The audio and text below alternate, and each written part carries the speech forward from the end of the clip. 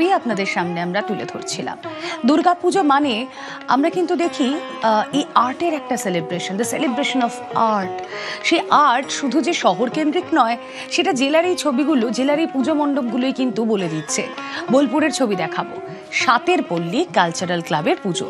তাদের এবার 25তম বছরের পুজো। তাদের এবারের থিম হারিয়ে যাওয়া ছেলেবেলা। মণ্ডপে পা রাখলেই মনে পড়ে যাবে ছোটবেলার দিনের নানা খেলা, গোল্লা ছুট, কাবাডি, লাড্ডু, দাঁড়িয়া বান্ধা।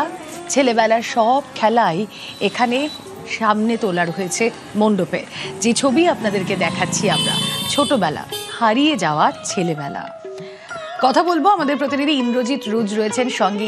ইন্দ্রজিৎ, এই যে ছেলেবেলা ফুটিয়ে তোলা হয়েছে, হারিয়ে যাওয়া ছেলেবেলা, আরও একটু বলতে ইচ্ছা করছে যে হারিয়ে যাওয়া ছেলেবেলার সঙ্গে পুজোর একটা খুব বড় অনুষঙ্গ হচ্ছে ক্যাপ বন্দুক ফাটানো। এরম কোনো অনুষঙ্গ কি মণ্ডপে ফুটিয়ে তোলা হয়েছে? না, আমরা লাইভ সেটা দেখতে পাচ্ছি, সন্ধে নামলেই মণ্ডপে বাচ্চারা ক্যাপ বন্দুক হাতে নিয়ে ছুটে বেড়াচ্ছে।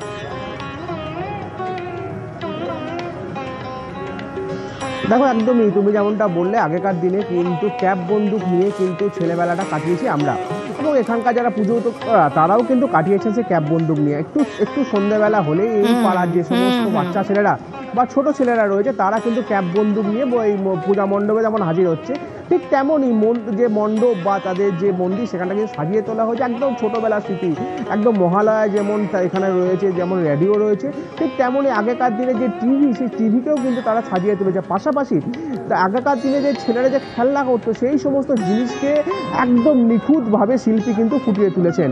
পাশাপাশি যেটা বলে রাখবো, শুধুমাত্র যে মণ্ডপেই তাদের কারিগরি রয়েছে সেটা না, একদম প্রতিমাতেও কিন্তু তাদের কারিগরি রয়েছে। এবং প্রতিমা এখানে কিন্তু মা দুর্গা দশভুজা নয়, এখানে কিন্তু মা দুর্গা দু হাতের মাথায় করে ধানের বোঝা নিয়ে যাচ্ছেন, এবং তার সঙ্গে তার 4 ছেলে মেয়ে কিন্তু সঙ্গে যাচ্ছে, এমনটাই কিন্তু ছবি দেখা যাচ্ছে। আর সকাল থেকেই বেশ কিছু মানুষ, বোলপুর শহরে বেশ কিছু মানুষ এই ক্লাবে কিন্তু তারা এসে হাজির হয়েছে, তারা মণ্ডপ দর্শন করছে। তেমনই তারা এই কালচারাল ক্লাব, অর্থাৎ সাতের পল্লী যে কালচারাল ক্লাব, সেখানে এসে তারা কিন্তু মণ্ডপ দর্শন করেছেন এবং খুব ভালো লাগছে, এমনটাই কিন্তু তারাও জানাচ্ছে। মেলা বেশ। শ্রীরামপুরের দিলীপ স্মৃতি সংঘের পুজো, 84তম বছর। তাদের এবারের থিম সাবেকিয়ানায় বাঙালিয়ানা। সারদা দেবীর মাতৃমন্দিরের আদলে এই মণ্ডপ তৈরি করা হয়েছে। সাবেকি প্রতিমায় শক্তির আরাধনা। শ্রীরামপুরের দিলীপ স্মৃতি সংঘের পুজো আপনাদের দেখাচ্ছি। প্রতিনিধি রানা রয়েছেন আমাদের সঙ্গে, চলে যাই রানার কাছে। রানা, এই মণ্ডপে সারদা মায়ের স্মৃতি বিজড়িত এই মণ্ডপ বলা যায়, তা দেখতে কেমন ভিড় জমাচ্ছেন মানুষ?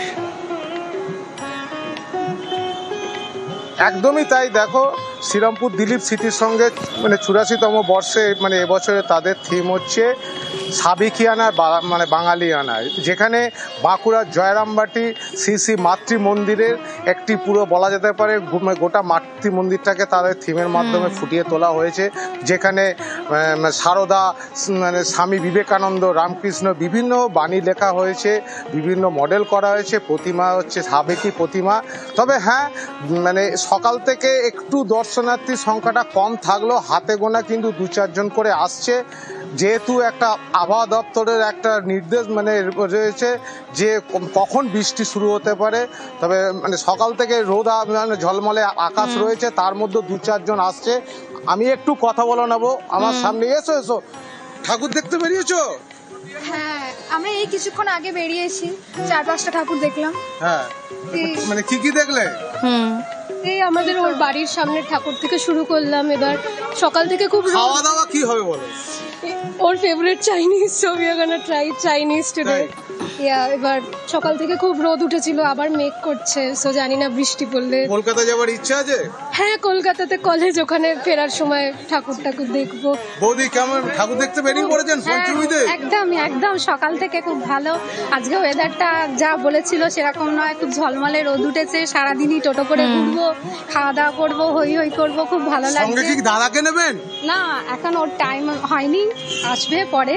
আমরা বান্ধবীরা মিলে সবাই মিলে বেরোবো, খুব মজা করবো, এনজয় করবো। আর পুজো 4টে দিন তো নাচ। হ্যাঁ, একদম নিশ্চয়ই সবকিছু একদম খুব ভালোভাবে এনজয় করবো। খুব ভালো কাটুক আপনাদেরও পুজো।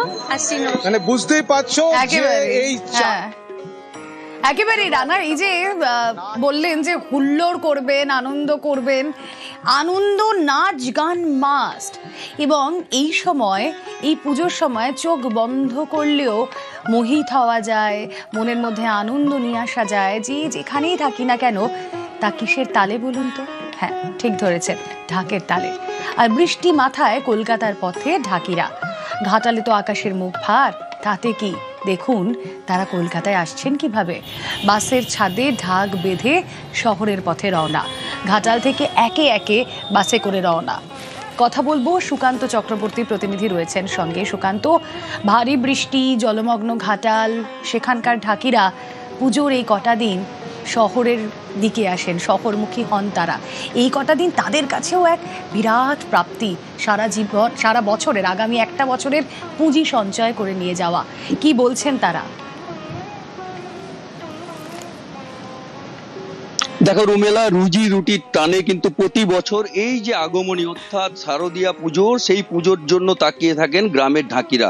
কারণ তারা কিন্তু দল বেঁধে শহরের দিকে যায়। যে ছবি দেখা গেল, ঘাটালে সারি সারি বাসে ছাদের একদম সারি দিয়ে ঢাক সাজিয়ে তারা কিন্তু শহর অর্থাৎ কলকাতার পথে কিন্তু রওনা দিয়েছেন। তারা প্রতি বছর এইভাবেই যান, তারা ভালো বরাত পান শহরে, তাই কিন্তু এই প্রতিবার ঢাক নিয়ে কলকাতার উদ্দেশ্যে অর্থাৎ শহর, বিভিন্ন শহরের উদ্দেশ্যে তারা রওনা দেন। এবারেও কিন্তু সেই ছবি দেখা গেল ঘাটালে, যেখানে বাসের ছাদে কিন্তু সারি দিয়ে ঢাকিরা যাচ্ছেন। তারা যেটা বলছেন যে প্রতিবারেই তারা এই পুজোয় যায় এবং সেখানে ভালো বরাত পেলে তারা কিন্তু পুজোর সময় এই বাজনা বাজিয়ে পরিবারের ছেলে মেয়েদের মুখে হাসি ফোটান।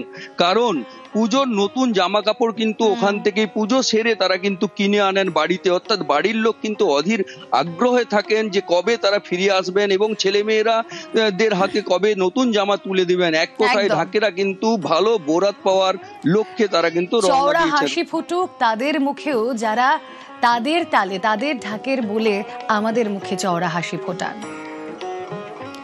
দশের ঘরে দশপূজা, বাড়ির দরজায় দাঁড়িয়ে দেবী দর্শন, পঞ্চমী থেকে দশমী পুজো অন হুইলস, ভ্রাম্যমান গাড়িতেই দুর্গা বন্দনা।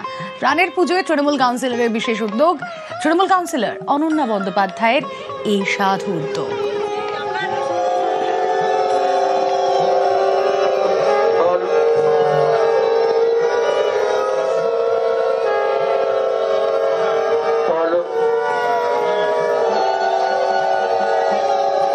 এই যে সিনিয়র সিটিজেনরা, তাদের বয়সের কারণে এরমও দেখেছি বাড়িতে ছেলেমেয়েরা নেই, বিদেশে থাকেন, অথবা সঙ্গে কেউ নিয়ে যাওয়ার নেই, অসুস্থও আছেন, এই কারণে ওদের না পুজোটা যাওয়া হয় না। হয়তো হাউজিং একটা পুজো হচ্ছে কিন্তু এত দূরে, যেমন এখানে পঞ্চশহর, এখান থেকে যেতে গেলে 15 মিনিট হেঁটে যেতে হবে। এই মানুষগুলো কি যেতে পারবেন? কে নিয়ে যাবে? ভ্রাম্যমান দুর্গা, দশের ঘরে দশভূজা, অর্থাৎ প্রত্যেকের কাছে। ভাবলাম যে যারা মণ্ডপে যেতে পাচ্ছেন না, মা যদি তাদের বাড়িতে এসে, তাদের রাস্তায় গিয়ে, তাদের সামনে দিয়ে যদি অন্তত একটু দেখা দেন, কৃপা দেন, আশীর্বাদ করেন, তাহলে কেমনটা হয়। মণ্ডপে যারা যেতে পাচ্ছেন না, মা যদি তাদের কাছে এসে দেখা দেয়, এটা আমাদের কনসেপ্ট।